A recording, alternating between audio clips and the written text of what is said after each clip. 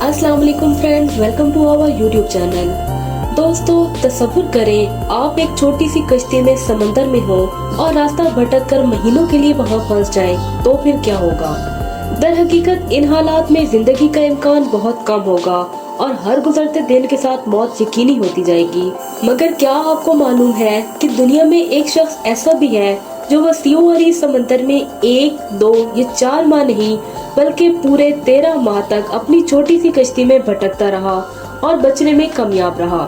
दोस्तों, हम अपनी आज की वीडियो में आपको उस बाहिम्मत शख्स के बारे में बताएंगे जो समंदर में गुम होकर 438 दिन गुजार कर बच गया। वीडियो शुरू करने से पहले दोस्तों, अगर आप हमारे चैनल पर नए हैं तो हमारे चैनल को सब्सक्राइब कर लीजिए। दोस्तों, ये एक हकीकी वाक़या है और इसका सामना एक माहीगीर जो सेल्वाडोस एल्वेरिंगा को हुआ, जो 438 दिन तक समंदर में भटकता रहा। 17 नवंबर 2012 को जो सेल्वाडोर अपने एक नौजवान साथी के साथ मछलियों के शिकार के लिए जनूबी मैक्सिको के एक गांव से बहरुल कायल से रवाना हुआ। ये दोनों माहीगीर समंदर में 3 घंटे तक शिकार करने का मंसूबा बनाकर रवाना हुए थे, मगर सफर के आगाज पर चंद घंटों बाद ही तूफान का सामना हुआ जो 7 दिन तक उनकी कश्ती को धकेलता रहा और वो अपने रास्ते से भटक गए। 25 फुट तवील इस कश्ती में बादबान या मोटर नहीं थी, तो मुश्किलात का अंदाजा लगाया जा सकता है। जॉस की उम्र उस वक्त 35 साल थी, जबकि उसका ना तजर्बाकार साथी 22 साल का था। दोनों को तूफान का इल्म पहले से था, मगर वो इससे भी सख्त मौसम का सामना कर चुके थे। जॉस के मुताबिक तूफान मसला नहीं था, दर हकीकत मुश्किल ये थी कि इंजन ने जवाब दे दिया था। समुद्री लहरें बहुत ज्यादा बिखरी हुई थी और एक मौका पर उसका दोस्त पानी में गिर गया था और जॉर्ज ने उसकी जान सर के बाल खींचकर बचाई थी।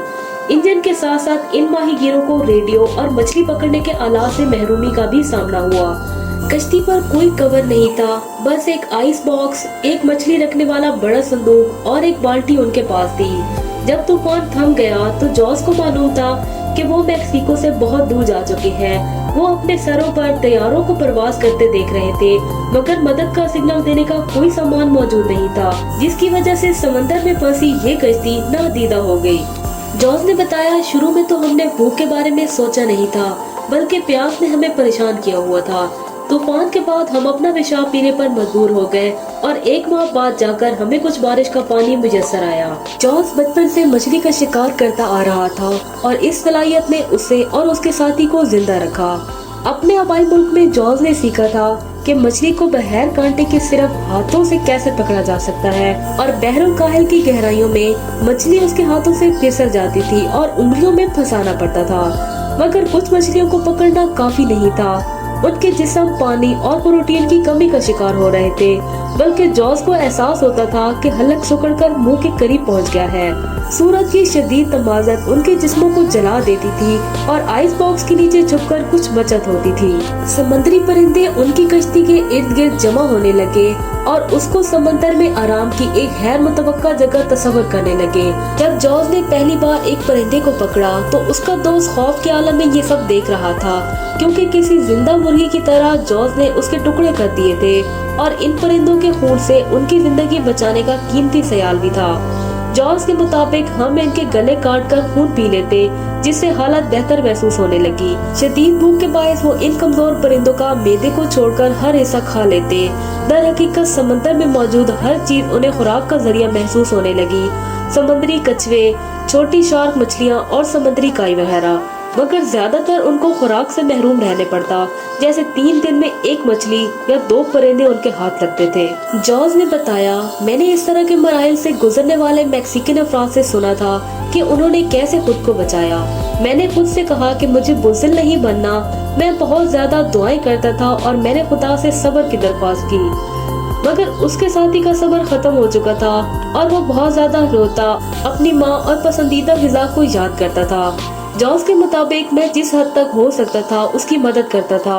मैं उसे दिलासा देता था, उसे बताया कि जल्द हमें बचा लिया जाएगा, हम जल्द किसी जजीरे तक पहुंच जाएंगे। मगर कई बार उसका रवैया पुरतशद्दुद हो जाता और चीख कर कहता कि हम मरने वाले हैं।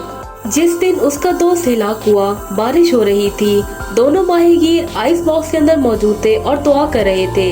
इस मौका पर उसके दोस्त ने जॉर्ज को कहा कि वो उसकी माँ से मिलकर उसे बताए कि उसका बेटा अब खुदा के पास है। जॉर्ज ने बताया, हमने अलविदा कहा। वो तकलीफ में नहीं था बल्कि बहुत पुरसकून था। साथी की मौत के बाद जॉर्ज पर हसद का गलबा हो गया और उसने अपने दोस्त की लाश समंदर की नजर करने के बाद कई रोज तक खुदकुशी का सोचा, मगर उसे डर था कि ऐसा करने पर उसे जहन्नम में जाना पड़ेगा। जॉर्ज अपने साथी से 10 साल से ज्यादा उम्र का था और उसका मानना था कि वो बच जाएगा, जिसकी वजह खुले समंदर का उसका तजर्बा था, मगर वो खुदा पर यकीन और उम्मीद को अहम तरीन वजह मानता है। जॉर्ज ने खुराक की तलाश पर तवज्जो मरकूज की और समंदर में तबाहकुन अयाम के दौरान भी खुदा से दुआओं का सिलसिला जारी रखा। उसे याद है कि मुतअद्दिद माल बरदार बहरी जहाज उसके पास से गुजरे, मगर उसे इल्म नहीं था कि ये जहाज असली थे या उसका ख्याल। मैंने उनको सिग्नल दिया मगर कुछ भी नहीं हुआ। मुझे लगता है खुदा ने फैसला कर लिया है कि कौन सी कश्ती मुझे बचाएगी। आखिरकार एक कश्ती ने नहीं बल्कि सरजमीन ने जॉर्ज की जिंदगी को बचाया। समंदर में 438 दिन गुजरने के बाद उसे पहाड़ियां नजर आईं और उसे लगा कि वो बहुत करीब है, जिसके बाद उसने पानी में छलांग लगाई और इस तरह तैरने लगा, जिसके बारे में बाद में इल्म हुआ कि वो मार्शल आइलैंड्स का हिस्सा नहीं। जॉर्ज ने बताया, मैं पहले जमीन तक पहुंचा और मेरी कश्ती बाद में। मैं लहरों को महसूस कर रहा था, मैं रेत को महसूस कर रहा था और मैंने साहिल को महसूस किया। मैं इतना खुश था कि रेत पर गिरकर बेहोश हो गया। मुझे फिक्र नहीं थी कि मैं वहाँ मर सकता हूँ। मैं जानता था कि अब मुझे अपनी मर्जी के खिलाफ मजीद मछली नहीं खानी पड़ेगी।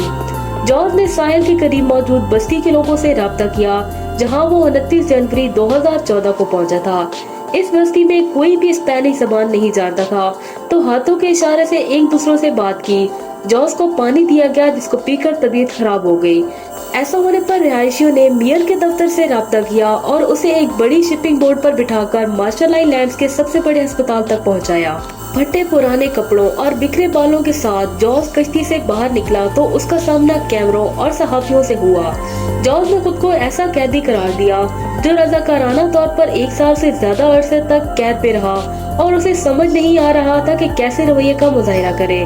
मैं बहुत खौफजदा था, मुझे लोगों से डर लग रहा था। इतने अरसे तक तन्हा रहने के बाद मुझे बात करने के लिए अल्फाज समझ नहीं आ रहे थे। इस हैरानकुन सफर की दास्तान और जॉर्ज की तस्वीर दुनिया भर में फैल गई थी और जब उसे वापस एल सल्वाडोर के लिए तैयारे पर रवाना किया गया तो सहाफी उसके करीब बैठे उसकी तस्वीर खींचने की कोशिश कर रहे थे।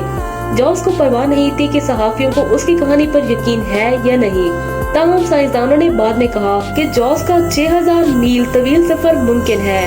बाद में जॉर्ज ने एक सहाफी जोनाथन फ्रीकन के तावन से एक किताब 438 डैश को शाया करवाया। अपने साथी का वादा पूरा करते हुए उसने दोस्त की मां से मुलाकात की और फिर एल सल्वाडोर में मुंतकिल हो गया। अब वो समंदर में दाखिल होने की हिम्मत भी नहीं करता और मछलियां नहीं पकड़ता।